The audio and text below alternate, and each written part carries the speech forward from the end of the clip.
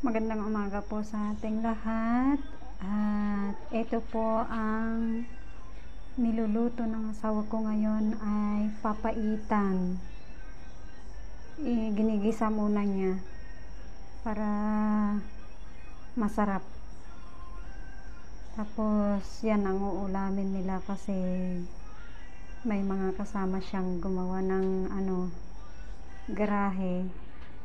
Yan ang ipapapulutan niya, papaitan. Sobrang init pa naman ng panahon. Sige lang, halo-haluin mo lang dyan, halo-halo. Sige, galingan mong magluto lakay. Yan, papaitan, ulam sa